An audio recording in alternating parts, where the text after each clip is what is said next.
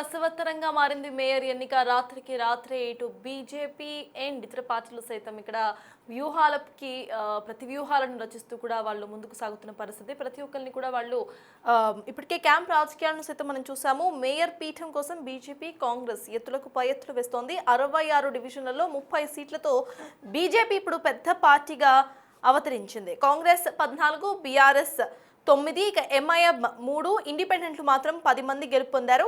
బీజేపీలో చేరిన 4 ఇండిపెండెంట్స్ కూడా ప్రస్తుతం ఎంపీ బండి సంజయ్ ఓటుతో కలిపి బీజేపీ బలం ఇప్పుడు 35కు చేరింది. ఆ విజువల్స్ సైతం మనం స్క్రీన్ మీద చూస్తున్నాం. మేయర్ సీట్ విషయంలో చక్రం తిప్పారు మంత్రి.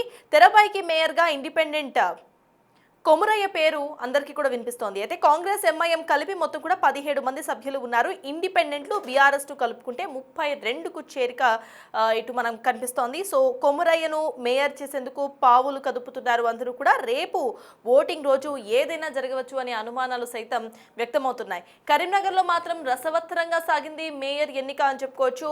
కాంగ్రెస్ అండ్ బీజేపీ ఎత్తుకు పై ఎత్తులు వేసుకుంటూ కూడా ముందుకు సాగుతున్న పరిస్థితి. ఇప్పటికే బీజేపీ అతిపెద్ద పార్టీగా అవతరించింది. 66 డివిజన్లలో 30 సీట్లతో పెద్ద పార్టీగా అవతరించింది BJP. Congress 14, BRS 9, MIM 3, independence ఏమో 10 మంది ఇప్పటికే గెలుపొందారు.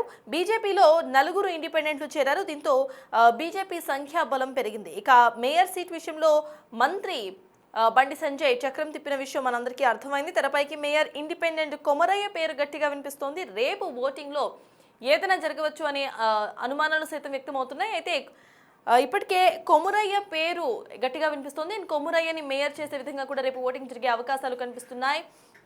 మొత్తానికి మేయర్ సీట్ విషయంలో ఇటు మంత్రి బండి సంజయ్ అయితే చక్రం తిప్పారు. కాంగ్రెస్ ఎంఐఎం కు కలిపి మొత్తం కూడా ఇటు 17 మంది సభ్యులు ఉన్నారు. ఇండిపెండెన్స్ అండ్ బీఆర్ఎస్ ను కలుపుకుంటే వాళ్ళకి 32 వరకు చేరే అవకాశం అయితే కనిపిస్తోంది. మరి రేపు ఏం జరగబోతోంది అనేది ఉత్కంఠ రేపుతున్న విషయం. ఇక దీనికి సంబంధించిన మోర్ అప్డేట్స్ మా ప్రతినిధి శ్రీనివాస్ అందిస్తారు. శ్రీనివాస్, చెప్పండి, కరీంనగర్ మేయర్ స్థానం ఉత్కంఠగా మారింది. ప్రెసెంట్ ఇటు బీఆర్ఎస్ అండ్ కాంగ్రెస్ ఎత్తుకు పై ఎత్తులు వేస్తున్న విషయం అర్థమవుతుంది. అసలు ఇక్కడ అప్డేట్స్ ఏంటి?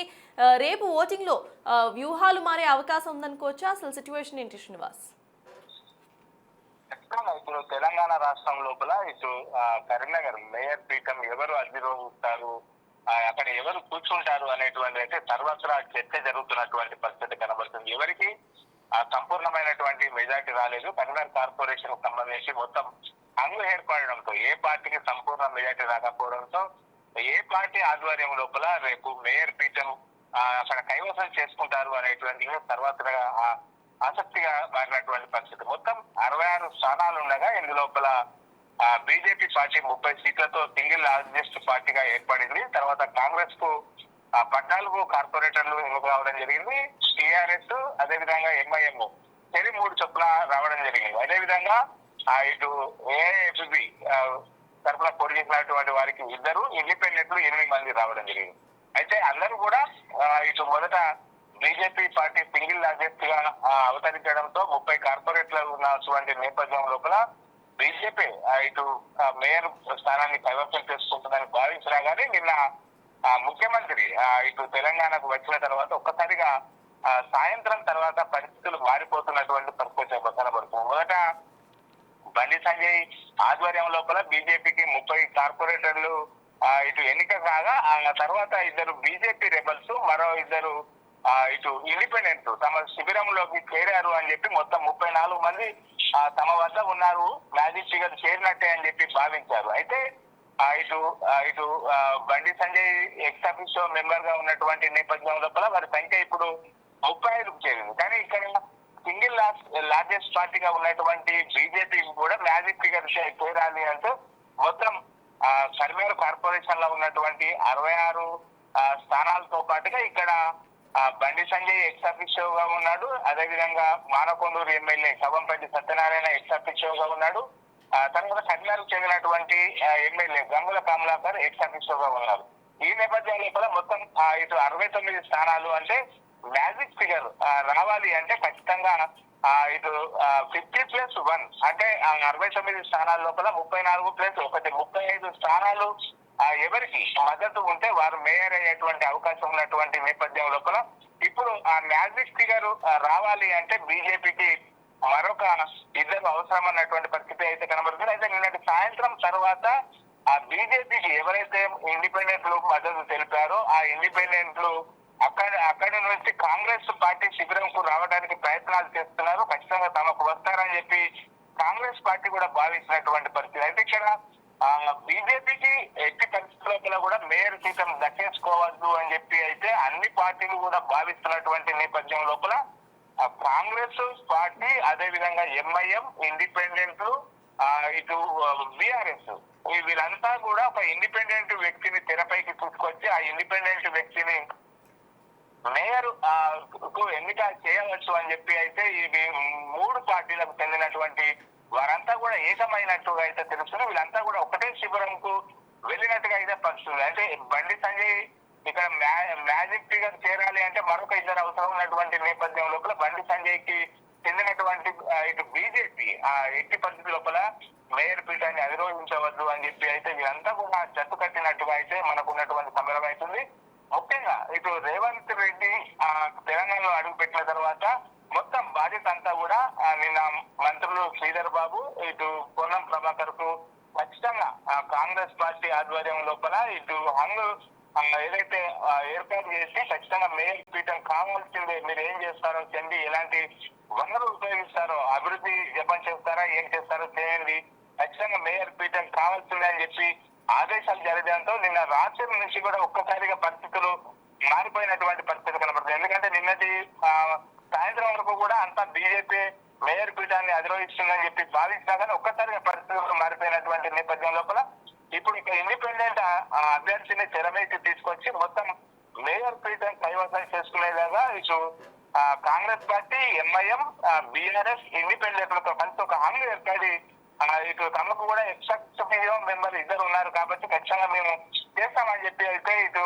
భావిస్తున్నటువంటి పరిస్థితి కనబడుతుంది. అసలు ఎవరికి ఏ శిబిరంలో ఎంతమంది ఉన్నారు అనేటువంటిది ఇంకా క్లారిటీ రాలేదు. రేపు జరగబోయేటువంటి మేయర్ ఎన్నిక మాత్రం ఒక ఉత్కంఠ రేగుతుందని చెప్పుకోవచ్చు. ఇక్కడ ఒక ఇండిపెండెంట్ అభ్యర్థి విద్యా సంస్థల అధినేత సౌదాని కొమరయ్య ఇండిపెండెంట్ గా గెలవడం జరిగింది. అతన్ని తెరపైకి తీసుకొచ్చి అతన్ని మేయర్ చేయాలని చెప్పి అయితే ప్రణాళికలు రూపొందిస్తున్నట్టయితే కనబడుతుంది సర్తాజ్ మనకు. Yes, thank you Srinivas. మొత్తానికి ఇటు కరీంనగర్ ఎన్నికలు ప్రజెంట్ పూర్తిగా కూడా గట్టి పోటీ నెలకొంది. అక్కడ ద సేమ్ టైమ్ ఇటు ఎక్కువ డౌట్స్ కూడా అక్కడే కనిపిస్తున్నాయి. బీజేపీ అండ్ కాంగ్రెస్ ఇరు పార్టీలు కూడా ఎత్తులకి పై ఎత్తులు వేస్తూ కూడా ముందుకు సాగుతున్నారు. 66 డివిజన్లలో 30 సీట్లతో బీజేపీ పెద్ద పార్టీగా అవతరించింది. కాంగ్రెస్ 14, బీఆర్ఎస్ 9, ఎంఐఎం 3, ఇండిపెండెంట్లు 10 మంది గెలుపుతో ఇటు బీజేపీలో చేరారు 4 ఇండిపెండెంట్స్. దీంతో బీజేపీ అతిపెద్ద పార్టీగా కరీంనగర్లో అవతరించింది. అయితే కాంగ్రెస్ గెలుపొందాలి అనుకుంటే అక్కడ కాంగ్రెస్తో బీఆర్ఎస్ అండ్ ఎంఐఎం ఇరు పార్టీలు కూడా కలవాల్సి ఉంటుంది. అప్పుడు కానీ ఇటు కాంగ్రెస్కు మెజారిటీ డివిజన్స్ వచ్చే అవకాశం లేకపోలేదు. కాబట్టి రేపు ఓటింగ్ రోజు ఏం జరగచ్చు అనే అనుమానాలు సైతం వ్యక్తమవుతున్నాయి. ఇటు కాంగ్రెస్ ముందంజలో ఉండబోతుందా, లేకపోతే బీజేపీ ఇటు ముందుకు రాబోతుందా, బీజేపీ అనుకున్న వ్యక్తే ఇటు మేయర్ పదవిని అధిరోహించబోతున్నారా అనేది చూడాలి. ఇక బండి సంజయ్ దీనికి సంబంధించి మాట్లాడారు. ఆయన ఏం మాట్లాడారో ఇప్పుడు చూద్దాం. ఇవాళ భారతీయ జనతా పార్టీకి ఇవాళ ప్రజలు బ్రహ్మణత పట్టారు. ప్రజల ఆశీర్వాదం మాకుంది, ప్రజల మద్దతు మాకుంది. ఇవాళ చాలామంది ఇండిపెండెంట్ కూడా పార్టీని నమ్మి ఒక మంచి ఆలోచనతో, ఒక మంచి ఉద్దేశంతో ఇలా భారతీయ జనతా పార్టీలో చేరారు, ఇంకా చేరుతున్నారు. కానీ దీన్ని పక్కకు పెట్టి కుట్రలు చేసి కుతంత్రాలు చేసి ఇలా మేయర్ భారతీయ జనతా పార్టీ రాకుండా చూడాలి అని చేసే ప్రయత్నం ఉంటే నేను చెప్తున్న బిడ్డ, రోడ్ల మీద ఏ బీఆర్ఎస్ వాడు ఏ కాంగ్రెస్ వాడు రోడ్ల తిరిగి రాసి పెట్టుకోండి. మీరు ప్రజలు ప్రేమ అభిమానంతో మాకు ఓట్లేసారు. మా అభ్యర్థులను నమ్మి విశ్వసించి ఓట్లేసారు. ఇది కాదు అని కాంగ్రెస్ పార్టీలు బీఆర్ఎస్ పార్టీలు కుట్రలు చేస్తే కరీంనగర్ నుంచి యుద్ధం స్టార్ట్ చేస్తారు. మీ బతుకులు బర్బాద్ అయితే రాజకీయ సమాజ్ చేస్తాం. మీ అందరూ రాసి పెట్టుకోండి. మీకు భారతీయ జనతా పార్టీ కార్యకర్తల దమ్ము తెలియదు, భారతీయ జనతా పార్టీ శక్తి ఏందో మీకు తెలియదు, కరీంనగర్ ప్రజల ఐక్యత ఏందో మీకు తెలియదు. ఇవాళ అదే ప్రజలు రోడ్డుకి ఎక్కిస్తాం. మేము అదే ప్రజలు రోడ్డుకి ఎక్కిస్తాం. ఒక్కొక్క బీఆర్ఎస్ వాళ్ళు కాంగ్రెస్ వాళ్ళ సంగతి మేము చూస్తాం. మాకు అధికారం ముఖ్యం కాదు. మీరు ఏం చేసినా 100% కరీంనగర్లో మేయర్ మేము అవుతాం. రాసి పెట్టుకోండి మీరు. 100% మేయర్ మేము అవుతున్నాం. ప్రజల ఆశీర్వాదం మాకుంది. ఒక లక్ష్యం కోసం మేయర్ అవుతున్నాం. కాదని మీరు అడ్డుకుంటే ప్రజలు తిరగబడే స్థాయికి మేము తీసుకొస్తాం. రోడ్ల మీద తిరిగి రాసి పెట్టుకోండి మీరు.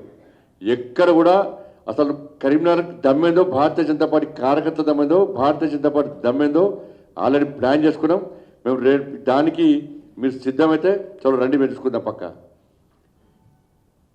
సాక్షాత్తు రాష్ట్ర ముఖ్యమంత్రి ఇన్వాల్వ్ అయ్యి ఇలా అడ్డుకునే ప్రయత్నం చేస్తే ఇలా కాంగ్రెస్ అక్కడి నుంచి స్టార్ట్ చేస్తా. లక్షల మంది మహిళలను రోడ్డుకి ఎక్కిస్తా. నీ 2,500 ఎందుకేవో అక్కడి నుంచి ప్రశ్నిస్తా. 2,500 రూపాయలు ఎందుకు ఇస్తాలో మహిళలందరూ రోడ్డుకి ఎక్కిస్తా. దేశం మొత్తం కరీంనగర్ చూడాలి. వాళ్ళ దేశం మొత్తం కరీంనగర్ చూస్తున్నది. మొత్తానికి కరీంనగర్లో ఇటు మేయర్ పదవి రసవత్తరంగా మారింది. ఇటు బీజేపీ ఆ పదవిని కైవసం చేసుకోబోతున్నా లేకపోతే కాంగ్రెస్ అనేది రేపటి వరకు అర్థం కాని సిచ్యువేషన్. ఎందుకంటే ఇప్పటికే బీజేపీ అతి పెద్ద పార్టీగా కరీంనగర్లో అవతరించింది. ఇండిపెండెంట్ సభ్యులు 4 బీజేపీలో జాయిన్ అయిన తర్వాత మొత్తం 30కి చేరింది ఆ పార్టీ సంఖ్యాబలం. అయితే కాంగ్రెస్కి సంఖ్యాబలం రావాలి అంటే ఇండిపెండెంట్లో ఉన్న మొత్తం ఎవరైతే మిగిలిన్నారో 11 మందిలో 4ని తీసేస్తే వాళ్ళంతా కూడా అట్ ద సేమ్ టైం బీఆర్ఎస్కు సంబంధించిన సభ్యులు సైతం అండ్ ఎంఐఎంకు సంబంధించిన సభ్యులు సైతం జాయిన్ అవ్వాల్సిన పరిస్థితి మనకు కనిపిస్తోంది. మరి రేపు ఏం జరగబోతోంది అనేది చూడాలి. అయితే బీజేపీ నుండి మాత్రం ఇండిపెండెంట్ గా పోటీ చేసిన కొమరయ్య పేరు గట్టిగా వినిపిస్తోంది చైర్మన్ పదవి కోసం.